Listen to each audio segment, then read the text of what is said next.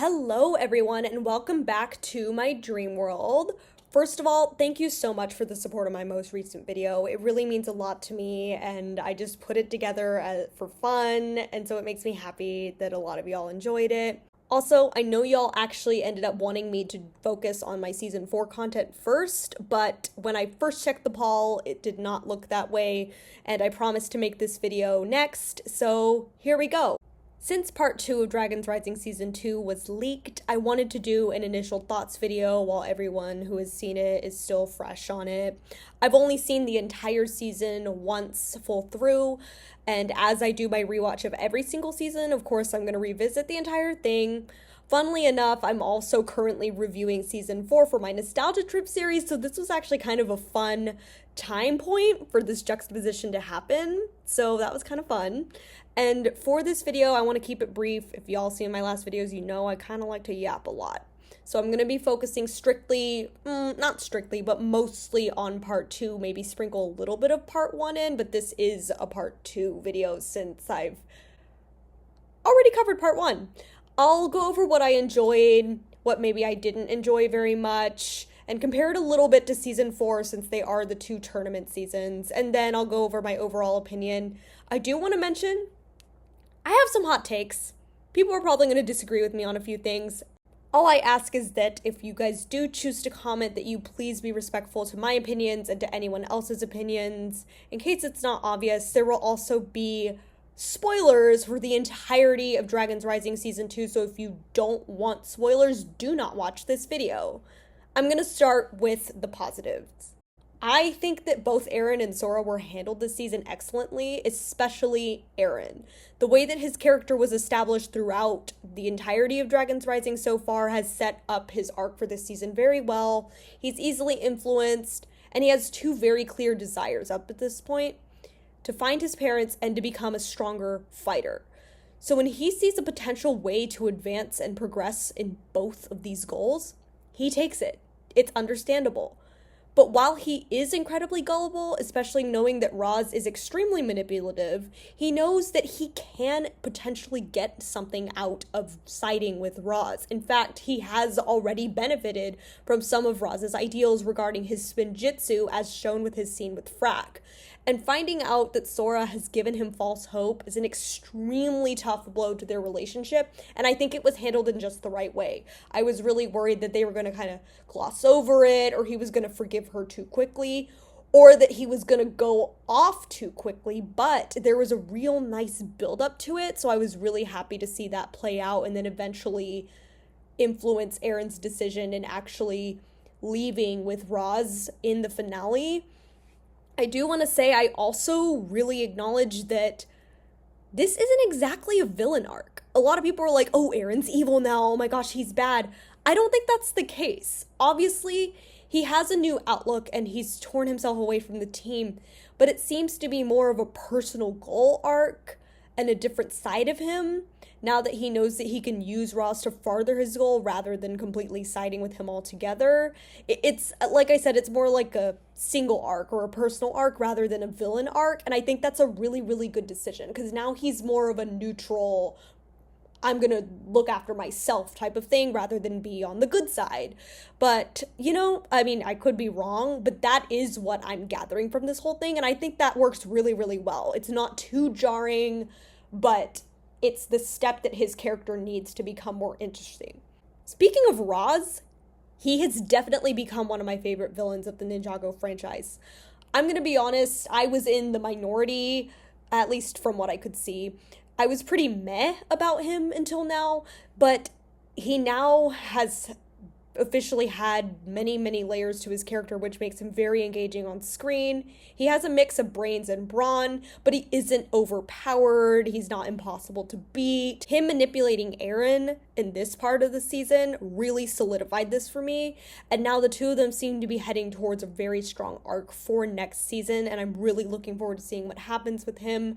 Those are my 2 main highlights of the season, or at least that part of the season. But here are a few other things that I did enjoy. I really liked Frack. He was cute, fun, and wholesome, and he progressed the plot in just the right amount of way given his character. Yes, his match with Cole was a little rigged, and I get it, Cole fans, I get it. We are salty about this, but he stayed humble and true to himself. He even had a little bit of a fun dynamic with Cole throughout the rest of the tournament and ended up with the team in the end. I thought his little side plot was just the right amount focused on. It wasn't too much, it wasn't too little. It had a good amount of impact on the overarching part of the season. And, we Cole stans have to unite and stand together. So yeah, he was kind of fun. I also liked Roby. I thought he was kind of annoying at first, to be honest. And as the tournament progressed, I was like, oh God. But I actually started to like him by the end, and I actually thought his whole thing with Wildfire was actually kind of cute, and it ended up working out. Again, I was a little skeptical about it, but I thought it was cute, and they're a good match. I also like that he, in fact, was not the one that was behind the sketchiness of the tournament. Simply, he was caught in the crossfire due to being in charge of the tournament and his uncle actually being the one to rig it. By the way, I do not like him. It was a little obvious that one of them or both of them ended up being behind the whole thing being rigged. I saw it coming, so I wasn't surprised or anything. But I'm kind of glad the way they handled Roby being the host, not necessarily the villain. Yeah, he was fun. Not my favorite, but a pleasant surprise in the end, so I figured I'd mention it. My favorite fight was Lloyd versus Zeatrix. It was excellent, and I really, really like that while Lloyd's vision came true in the end, he was able to power through his fear of it coming true during the fight, which is what he was worried about and why he was holding back. So I'm really, really glad that that got resolved. I also just loved seeing both of their battle tactics. I do have some other thoughts on Zeatrix, but I'm going to hold back on that for now. I also like Jordana and her whole thing that was going on, or I guess not Jordana, Rox. But I like the effect that was going on there. Considering that Jordana was possessed throughout the entire thing, and, we don't exactly realize what's happening to her until a little bit later, though it was implied at the end of the first part of the season. I will say they left her in a little bit of a strange spot towards the end, but I really thought her interactions with Sora when she's kind of dipping in and out of that possession made for a very interesting plot point and part of the main arc. So I really, really enjoyed that. And she moved up on my ranking a little bit. I honestly didn't really care for her before this. I know some people like her, but I didn't really care for her. I also liked Kizzy, the Master of Balance, I think. She was really cute, and she seemed kind of fun, and she took her L very gracefully, so, I don't know, I just like her design because it's blue and shiny. I know some of the elemental powers introduced this season did feel a little redundant and silly. Balance was one that I thought was actually pretty cool. I also loved seeing my man, Mr. Pale Man, Invisible, whatever you want to call him. He has too many names. If you haven't seen my last video, he is my favorite Season 4 Elemental Master along with Karloff, and he had a really fun moment with Lloyd during their initial fight. I will say there was a little bit of an inconsistency because when he lost his powers in Season 4, we did not, in fact, see his face, but I'm going to ignore that for likely budgetary reasons in the older seasons. And it was really nice seeing Tox, too. But unfortunately, she was snatched out pretty quickly by Noct. So that kind of sucked. And that leads me into my disappointments of the season. I do think the season itself was a little rushed, especially with Kai's subplot. The tournament itself kind of took a while to ramp up for me. And then Kai's return kind of just poofed. It kind of just happened at the end. And while the actual re-entrance was amazing, the lead up to it kind of made it less impactful for me because there wasn't as much of a lead up to it as I would have liked. And I feel the same way about the Jaya fight, which leads me to the next point. Jay. I know a lot of fans are pretty ticked about it, and so am I, but not for the exact same reasons. I'm not necessarily angry with the outcome of the fight. I know a lot of people are like, oh, I hope Jay swoops in and whoops everybody and is just super, super overpowered. I'm kind of glad that he wasn't, because his whole thing is that he still hasn't quite figured out who he is and what his powers mean and his whole past. He hasn't figured that out yet, so it kind of makes sense as to why he's not super OP right away. But his fight with Nia happened way too fast. It was the second round in the entire tournament, I believe. And I feel like it would have been way more impactful if it had been later in the game. We could have had somebody lose to him and side plot. It just felt really rushed, even though the fight itself, I feel like it was handled all right. And of course, the I will always hate you moment, whoo, that hit very, very hard as a JF fan.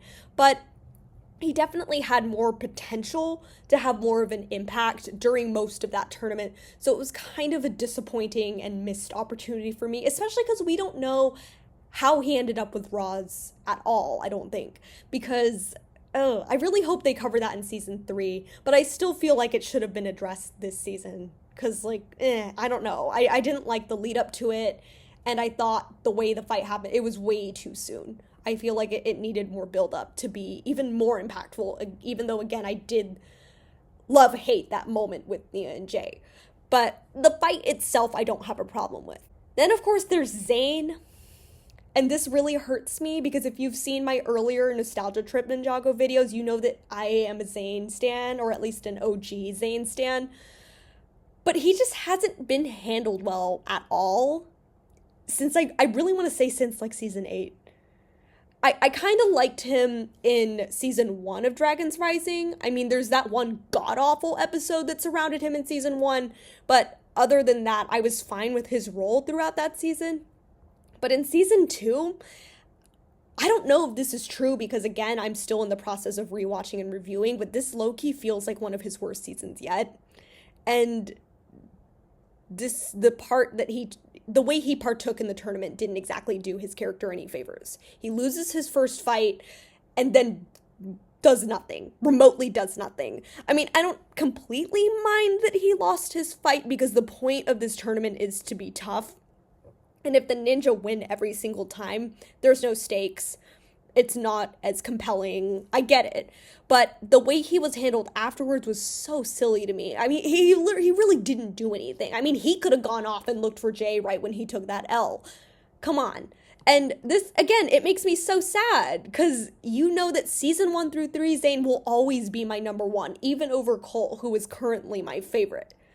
But I really hope he gets a good arc in season 3 because honestly, Kai is kind of taking his place as my number 2 ninja at this point. Yeah, he really needs an arc that actually makes sense for him soon. But, yeah, he's definitely disappointing. And that goes for the entire season, by the way, not just part 2. Zayn, baby, I need more from you. I said I would get back to Zeatrix. I'm going to do that now. Again, loved her fight with Lloyd. But I'm not a super big fan of the way they handled her character. I think that her maybe being a little bit shady would have made sense. Maybe her not being a good guy was fine. I kind of liked that she was neutral. She's not evil, but she's not good. I kind of liked that. But her having beef with the ninja for pretty much doing her a massive favor and just acting insane the whole time, and then ending up being a super big sore loser at the end, not my favorite choice made this season. There's also Noct. He's hyped up to be all-powerful and stuff, but they still had to rig the tournament for him because he almost lost to both Nia and Lloyd, and Sora even. So, and I will say, obviously it's clear that the Forbidden Five are weakened right now, so he's not at his full strength, but it kind of makes me side-eye him and makes him way less compelling as a villain. He's not super interesting to me. Roz way outshines him in that category. Obviously, like I said, things could totally change in season 3, but right now, I just don't really care for him as a villain or as a character. He's not interesting to me at all. I also didn't like the disqualification plot point. Them almost getting kicked out felt unnecessary. Cutting it out could have prevented this season from feeling rushed and could have given more room for development in the places that needed more development. It was just such a stupid reason too. Of course, we find out that things are rigged, but even with that, it's a janky plot point. Cinder just looked like such a loser for that. He did not do it in a manipulative genius IQ moment way. And speaking of which, and this is the hot take, I'm actually a little bit scared. He was my biggest disappointment, not just in this half, but in the entire season, and I'm going to tell you why. I'm a little bit sad also that I came to this conclusion, because when I found out about Cinder's character before the season even came out, I was so freaking hyped. Tournament of Elements, if you didn't notice via my last video, is one of my favorite seasons, and Kai versus Ash is one of my favorite fights in Ninjago. So when I saw that the element of smoke was getting brought back into the show, I was so pumped. And the thing about Cinder, he had such a strong start in the first 2 episodes of this season. He was soloing the entire team when he went full shatter spin, and he only really lost to Kai because Kai knew how to handle the element of smoke in combat. So it kind of made sense for him to lose that, or to, not be able to handle Kai in a standard fight. But for the rest of the season, he just ends up getting embarrassed the entire time, and he acts like a childish bully. I mean, sometimes the bully character works, like Vangelis, who is also like the biggest bully character, which is why he works so well as Cole's season's main villain. He's ruthless and tactical, menacing throughout. But Cinder is just kind of annoying throughout the rest of the season rather than just straight up ruthless and menacing, and that makes him so much less intimidating than he originally was. I mean, my biggest thing is, how the heck are you gonna call Kai a loser when he whooped you twice? I would have clapped back with that so fast if I was Wildfire. If he was talking to me like that, I would have been like, baby, you got spanked twice. How are you gonna tell me that my teacher is a loser? Come on, man. Like, he's all brawn, no brain, and this is really proven with his Jordana rivalry too. And he has a surprisingly bad battle IQ. If you really watch his fights, he's actually super, super sloppy. And once an opponent has learned his fighting style, he can be handled. We saw it with Wildfire and Sora. And Sora was actually able to beat him in the end. Like I said, I like that it was shown that Kai knew how to handle him due to the season 4 fight. That was a really good connection. But without Shatterspin, Cinder became a little bit of a joke, and that's kind of disappointing to me. If Ash is somehow still alive, he needs to come back and snatch his mantle, because we still don't know what happened to him. Yes, I'm aware that it's about 99% confirmed that he's dead. Let me be delusional for a minute, because again, season 4 stan. But all jokes aside, I will give Cinder some flowers because I feel guilty about ragging on him so much. I did appreciate some of his sassy moments. I like that he was not afraid to hide his diva side with his little beauty sleep bit. I actually loved that moment. That gave me a really, really good laugh. By far my favorite moment from him this season, by the way.